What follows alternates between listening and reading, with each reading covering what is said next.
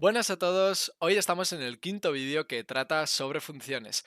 Para esto, como siempre, vamos a crear un nuevo fichero que se llame funciones.py y sobre este fichero es sobre el que vamos a trabajar. Hoy, para explicar las funciones, lo que voy a hacer es, aparte de explicar lo que es una función, voy a utilizar un ejercicio que a mí particularmente me gusta bastante y me parece bastante sencillo y entretenido a la vez, y no sé si lo conoceréis, es la sucesión de Fibonacci. Os voy a explicar lo que es antes de realizar la función. Básicamente nosotros empezamos la sucesión con el número 0 y el número 1.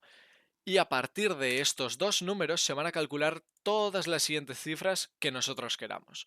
Es decir, la sucesión de Fibonacci lo que hace es, a partir de los dos últimos números de la sucesión, calcula el siguiente, a través de la suma. Es decir, suma el 0 más el 1 y genera el 1. Suma el 1 más el 1 y genera el 2. Suma el 1 más el 2 y genera el 3. Suma el 2 más el 3 y genera el 5. Así sucesivamente con todos los números que queramos hasta el infinito. Bien, entonces una vez tenemos claro lo que es la sucesión de Fibonacci, vamos a empezar a crear una función para ello.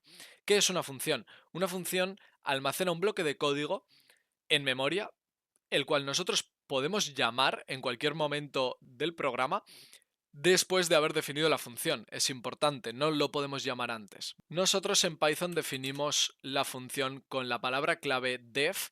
El nombre de la función en nuestro caso va a ser fib y abrimos y cerramos paréntesis. Si no le queremos pasar ningún parámetro, nosotros no pondríamos nada aquí entre los paréntesis, pero en nuestro caso sí que le queremos pasar un parámetro y es el número n.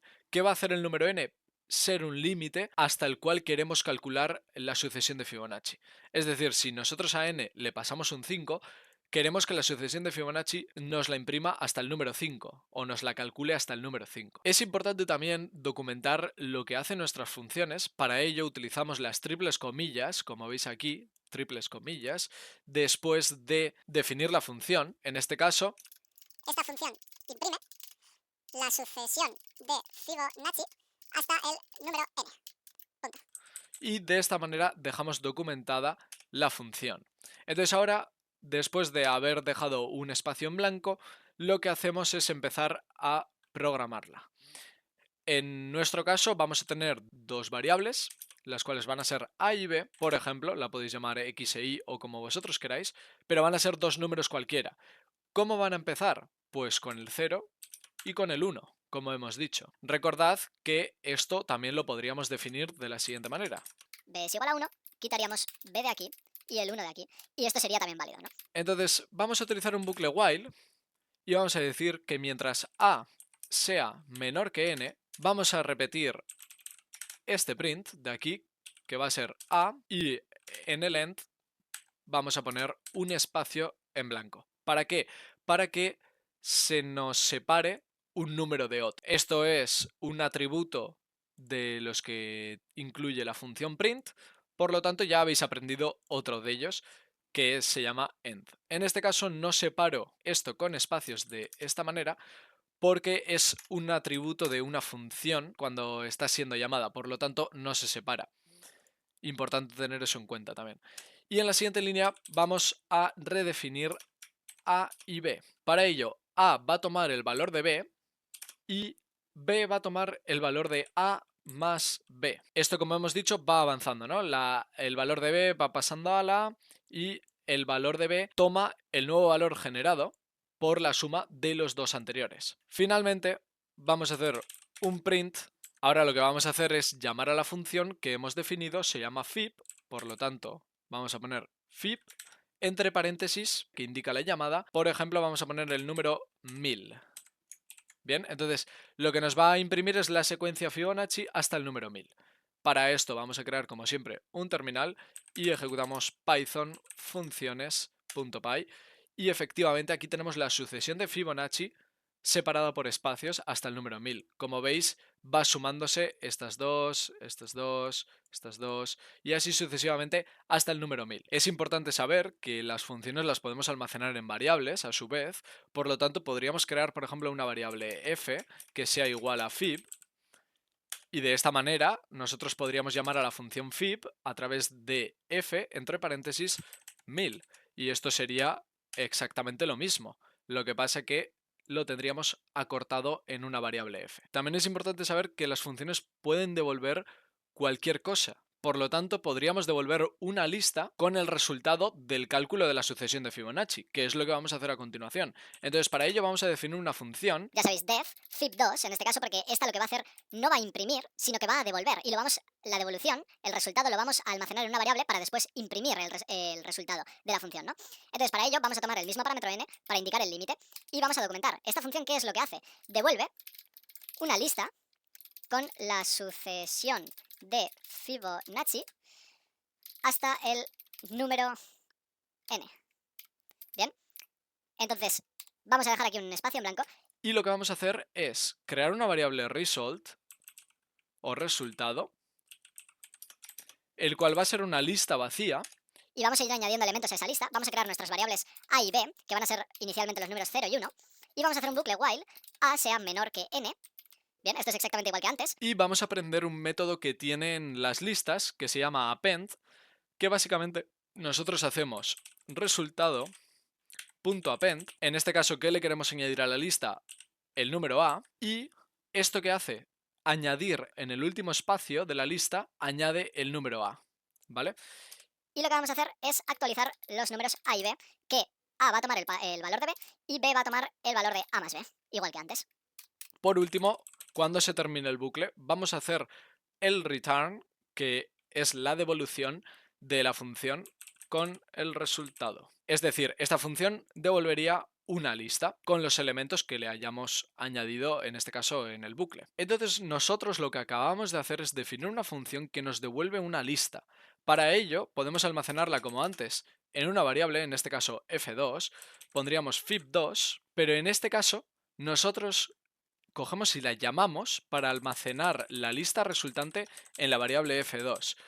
¿Cómo lo hacemos? Pues al igual que antes, llamamos a fib2 con el número 100 como límite y a continuación vamos a imprimir el resultado de f2, que va a ser una lista, como bien he dicho antes. Esto lo ejecutamos y efectivamente tenemos una lista con la sucesión de Fibonacci hasta el número 100. Lo que vamos a hacer a continuación es una función más, pero esta vez el parámetro, si no le pasamos valor, va a recibir 1 por defecto. ¿Cómo hacemos esto?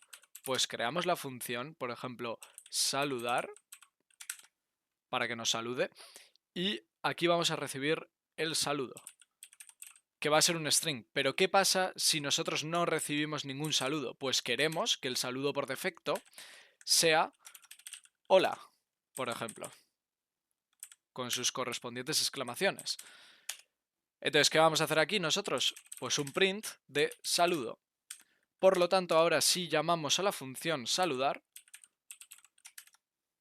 sin ningún parámetro pasado, lo que nos va a hacer es imprimir el parámetro por defecto que nosotros le hemos puesto como string aquí. Si nosotros le pasamos aquí hola Eric, entonces ahora nos imprimiría hola Eric.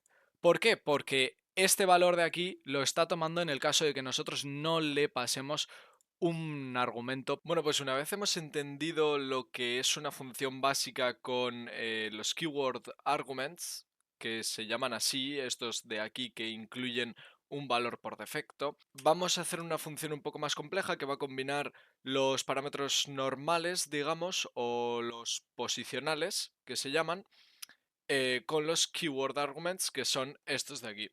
Para ello vamos a definir una función que va a tener que ver con la temática animal, ya que, bueno, encuentro bastante fácil explicar estos conceptos con este tipo de ejemplos, por lo tanto utilizaremos esta temática para explicar los siguientes conceptos. Por lo tanto vamos a definir una de escribir perro que va a recibir una edad, este va a ser posicional, por lo tanto no le vamos a poner valor por defecto, pero también va a recibir un color que por defecto lo vamos a establecer a marrón, también va a recibir un tamaño que por defecto va a ser pequeño y por último le vamos a pasar una raza también que por defecto va a ser chihuahua. Una vez hemos creado la función voy a proceder a ocultar los ficheros ya que no nos están proporcionando información importante, y así tenemos un poco más de visión del texto, que es realmente lo importante. Entonces, ¿aquí qué vamos a hacer? Pues vamos a hacer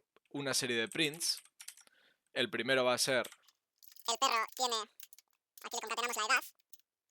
Recordad que con la coma le añade un espacio detrás, por lo tanto, aquí tiene, por ejemplo, 10 años. En la siguiente línea vamos a poner, el perro es de color. Aquí le tenemos que quitar los espacios. El print siguiente va a ser, el perro es de tamaño. Y por último vamos a poner un print de, el perro es de raza y la raza. Una vez tenemos creada esta función, lo que debemos de hacer es llamarla. La llamaríamos de la siguiente manera: describir perro. Le vamos a pasar una edad que es obligatoria, por ejemplo 10 años, como hemos dicho. Y si no le pasamos nada más y aquí ejecutamos el programa Python funciones.py, nos va a imprimir el perro tiene 10 años, que es lo que nosotros le hemos pasado al argumento posicional, que es el primero, y después nos va a imprimir los valores por defecto que le hemos puesto en los keyword arguments, que se llaman, como digo. ¿Qué pasa? Que nosotros podemos describir al perro, pero pasándole nosotros nuestros argumentos. Por ejemplo, le podemos pasar un color, por ejemplo, negro, un tamaño que sea grande y una raza que sea mastín. y ahora si ejecutamos esto, nos imprime con los valores que le hemos pasado. ¿Qué pasa? Que nosotros podríamos pasarle, por ejemplo, no sé, se me ocurre que solo le pasemos el color. De esta manera lo que conseguimos es que los dos primeros valores sean los que nosotros le hemos pasado y los dos últimos sean los por defecto que tiene la función, ¿no? De esta manera también podríamos definir la raza, aquí que sea un mastín, como viene puesto antes. Lo que pasa es que no cuadraría con el tamaño, ¿no? Pero no estamos haciendo un curso de perros, por lo tanto, no vamos a tener en cuenta la raza mastín, lo grande que es o lo pequeña que es, ¿no? Bueno, como se ve aquí, tenemos el último argumento como mastín, el penúltimo argumento como pequeño, que es lo ha tomado el por defecto, aquí como veis, ¿vale? Y los dos primeros que los ha tomado como los que los hemos pasado. Bueno, pues una vez aprendido lo que son los argumentos posicionales y los keyword arguments, lo que vamos a aprender es sobre los asterisco args y los asterisco asterisco kw args, que se suelen llamar. Este concepto al principio puede resultar un poco lioso y voy a tratar de hacer una función que implemente las dos cosas para explicaros las dos a la vez y a ver si le encontráis un sentido. Como digo, voy a seguir la temática de los animales, por lo tanto voy a definir una función que sea describir animal, que reciba un tipo, que este va a ser posicional, y después va a recibir las características de ese animal, y después esto lo va a recibir como asterisco características, y el siguiente va a ser asterisco asterisco detalles. Entonces, ¿qué vamos a hacer en la función? Pues primero vamos a imprimir el tipo de animal, que le pondremos aquí el tipo. Esto no nos hace falta, el espacio, no queremos dos espacios. Después vamos a imprimir un texto que ponga características. Y lo que vamos a hacer a continuación es un bucle for c, que va a ser característica, in características. Este argumento de aquí va a convertirlo en una tupla, que una tupla es parecida a una lista, pero bueno, tiene algunas diferencias. Ya adentraremos más en ello, pero por el momento nos vale con la definición de lista, por así decir, o que es iterable. Y lo que vamos a hacer es hacer un print de la característica, ¿no? Le podemos incluir incluso un guión delante. Aquí vamos a hacer un print de detalles, dos puntos. Y aquí vamos a hacer el bucle, pero esta vez vamos a iterar a través de un diccionario. Por lo tanto, sé que muchos os estáis preguntando qué es un diccionario. Ahora os lo explico por encima, ya que en próximos vídeos nos adentraremos en ello, pero tenemos que hacer un bucle que tenemos que desglosarlo en clave y valor. Entonces, para ello vamos a escribir aquí clave, valor, in detalles.items. Entonces, ¿qué hacemos? Pues hacemos un print que, por ejemplo, lo podemos hacer con un fstring. Recordad que si ponéis la f delante de las comillas, podéis pasarle, por ejemplo, entre llaves, la clave, en este caso, 2 puntos, espacio y el valor, y de esta manera se sustituye aquí la clave y aquí el valor, ¿vale? Esto también es válido y de esta manera tendríamos nuestra función hecha. Bien, pues ahora vamos a proceder a llamarla, que ¿cómo la vamos a llamar? Pues llamamos a la función describir animal, le vamos a pasar un tipo que va a ser el perro, en este caso. También le vamos a pasar las características, que va a ser amistoso y, por ejemplo, leal. A continuación le vamos a pasar los detalles, que para ello pues le vamos a pasar, por ejemplo, el color, que va a ser de color marrón, y le vamos a pasar el tamaño, que va a ser grande. Entonces, ¿qué pasa cuando nosotros llamamos a la función? Pues como veis aquí, lo que se ha imprimido es tipo de animal, que está aquí, ¿vale? El tipo de animal, voy por este print. Luego las características nos lo ha imprimido como una lista, que es correcto, que es como nosotros le habíamos indicado que nos lo imprima. Entonces nos lo pone como amistoso y leal. Y por último los detalles, que nos lo imprime como nosotros le habíamos dicho, con detalles y la clave, que en este caso es el color, y el valor, que es marrón, o el tamaño y grande, ¿no? ¿Qué pasa aquí, no? Mucha gente se estará preguntando, ¿esto es magia? O algo así, ¿no? Porque aquí le hemos puesto que reciba 3 parámetros, pero de repente le hemos llamado a la función con 5. ¿Cómo puede ser esto? Y encima los está cogiendo todos. ¿Cómo puede ser esto, no? Pues esto es fácil. El primer parámetro de la función es el tipo. Este es un parámetro posicional. Es un parámetro que nosotros le pasamos como primer parámetro y va a ser ese exclusivamente. Y solo ese. Entonces, en este caso, es el string perro, ¿no? En el siguiente argumento, nosotros le pasamos un asterisco características que lo que hace a la hora de llamarla a la función, dice, vale, pues con los argumentos que tú me pases que no tengan una clave, como en este, los voy a hacer una tupla, voy a hacer una tupla con ellos, en este caso hay 2, si hubiésemos puesto más strings, pues habría X strings, ¿no? Todos los que queráis, podéis incluir todos los que queráis, como si queréis 1.000.000. Hace una tupla Python con ellos y entonces por eso hemos podido iterar a través de las características e imprimirlas en este caso o hacer lo que nosotros queramos. Y por último, los detalles son todos aquellos argumentos que reciban una clave y un valor, ¿no? En este caso la clave es color y el valor es el marrón. En este la clave es tamaño y el valor es grande. Nosotros de nuevo podemos incluir todos los argumentos que queramos con clave y valor. Si queremos 1.000.000, pues 1.000.000. Esto lo que hace es formar un diccionario con ello y por eso lo que hacemos es aquí, a través de los ítems del diccionario, iterar a través de ellos, desglosándolos en clave y valor, importante, porque si no, no tenemos manera de acceder a la clave y al valor por separado, y lo que hacemos es imprimirlo aquí con un fstring, pero lo podríamos haber imprimido con un print normal, con comas o como nosotros quisiésemos, ¿no? Pues lo siguiente que os quería explicar es, a modo de resumen, una función que va a seguir esta estructura. Como veis, la palabra clave def, la función se llama f y recibe varios tipos de parámetros que están obligados a ser de una manera o de otra por la barra y el asterisco en Python, ¿vale? Que lo voy a explicar a continuación. Pero lo que quiero que entendáis es que va a seguir esta estructura la función.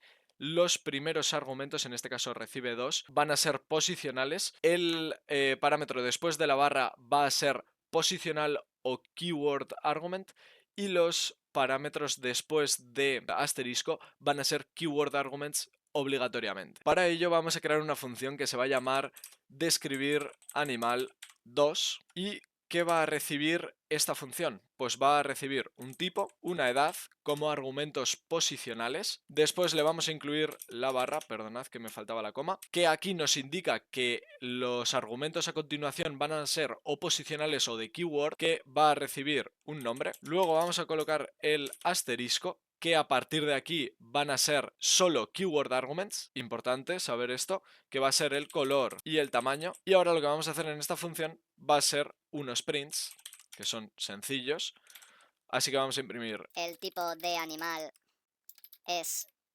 tipo. Print. La edad del animal es edad.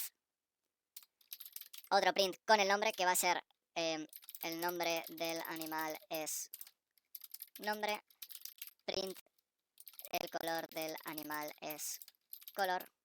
Y por último, un print de el tamaño del animal es tamaño. Bien, pues una vez definida la función con nuestros prints, lo que vamos a hacer es llamarla para ver cómo se comporta, ¿no? Entonces lo primero es llamarla, para eso vamos a escribir describir animal2, que va a recibir un tipo, que va a ser perro de nuevo, va a recibir una edad que por ejemplo va a ser 10, va a recibir un nombre que esto puede ser como keyword argument o argumento posicional. Entonces lo podríamos pasar, por ejemplo, así, que se llame, no sé, Rex, por ejemplo. Y a continuación tenemos que indicarlo con los keyword arguments. Así que lo tenemos que indicar de la siguiente manera.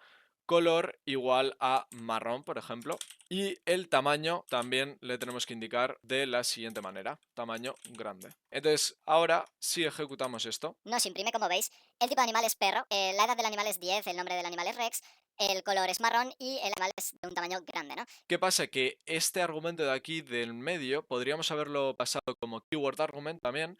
Entonces podemos pasarlo como nombre igual a Rex y esto funcionaría exactamente de la misma manera.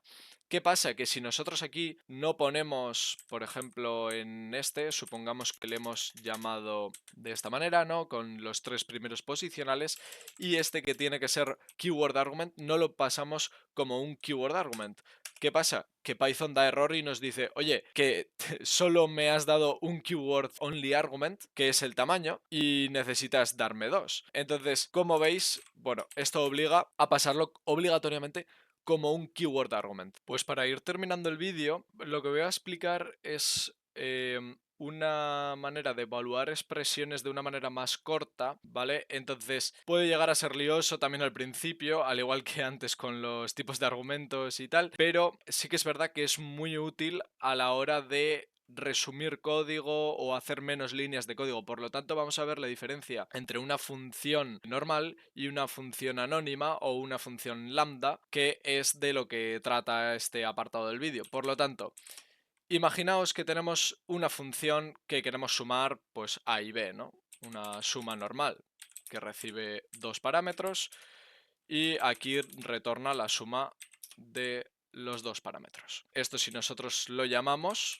suma y le pasamos 2 y 3, por ejemplo, lo que nos va a devolver resultado, lo vamos a guardar en una variable resultado y vamos a imprimir resultado. Lo que nos va a devolver es la suma de 2 y de 3, es decir, 5, como veis aquí. Y es correcto. Pero ¿qué pasa? Que esto lo podemos resumir de otra forma con una función lambda. ¿Y qué es esto? Pues vamos a definir, por ejemplo, una variable de suma lambda que va a ser igual a una función lambda. Entonces, para esto hay que poner la palabra clave lambda, espacio, los parámetros que recibe, en este caso a, b, 2 puntos y la expresión que tenemos que evaluar, en este caso es a más b. Es una expresión sencilla, por lo tanto no ocupa mucho.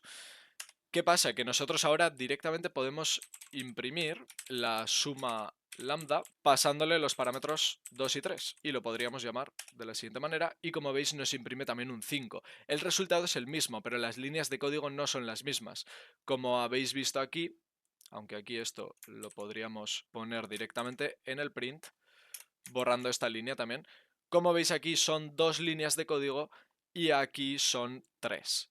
Sí que es verdad que en este caso es bastante sencillo, por lo tanto no nos ahorramos muchas líneas de código, pero según se va engordando el código y cada vez haciendo más líneas, estas funciones pueden ser bastante útiles y bueno, son bastante compactas y se entienden según las lees, ¿no? Pues aprovechando el ejemplo que acabo de hacer, lo que os voy a explicar es cómo documentar una función, la manera correcta. Os lo voy a explicar de manera básica, ya que no quiero liaros mucho tampoco.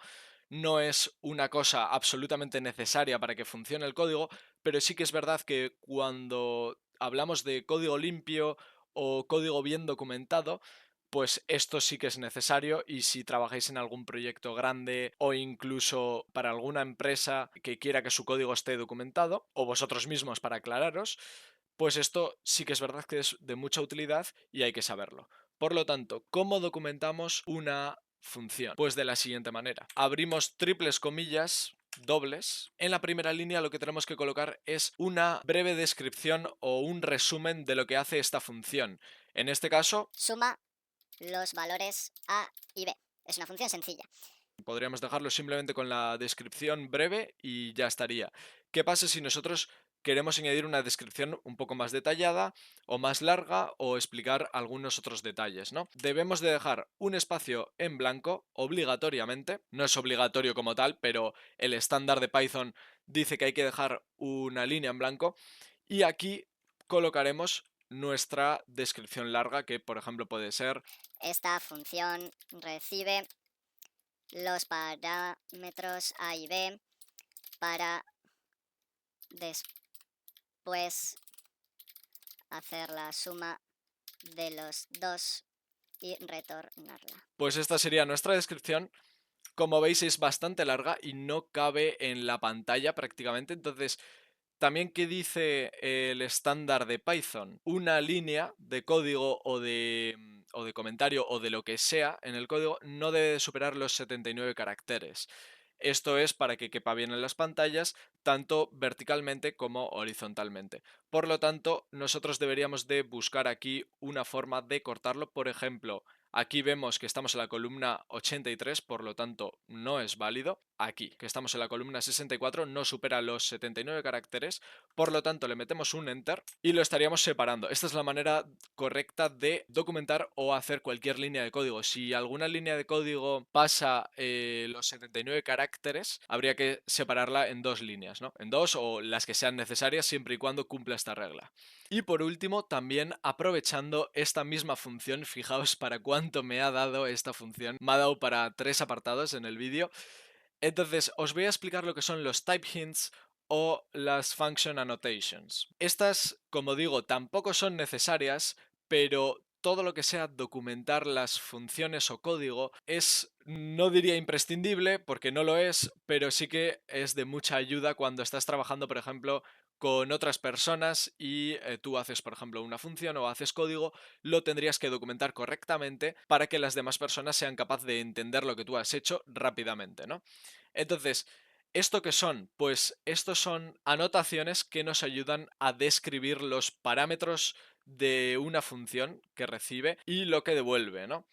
En este caso, por ejemplo, el parámetro A va a ser un integer, por lo tanto, para indicar que es un integer, lo que debemos de hacer es escribir dos puntos, int, y aquí lo mismo, porque el b también es un integer, y de esta manera le estamos indicando al programador que lo que recibe esta función son dos parámetros de tipo int. Para indicar lo que va a devolver una función, debemos de poner la flecha esta que es un guión y un mayor que, y el tipo de dato que devuelve, en este caso, como he dicho, un integer. Si no devolviese nada, en este caso devuelve porque está la palabra clave de return, si no devolviese nada, entonces aquí iría none, pero en este caso lo vamos a dejar como integer, porque devuelve la suma de los dos integers. Por lo tanto, este ha sido el vídeo, sé que ha sido largo, lo siento por que haya sido tan largo, pero creo que ha merecido la pena porque he explicado bastantes conceptos que está bien tenerlos claros, al menos cuando vayáis a leer código de otras personas y tal, pues poder entender todas estas cosas y bueno, también aplicarlas en vuestros códigos, ¿no? Entonces, espero que os haya sido útil este vídeo y nos vemos en el siguiente. Adiós.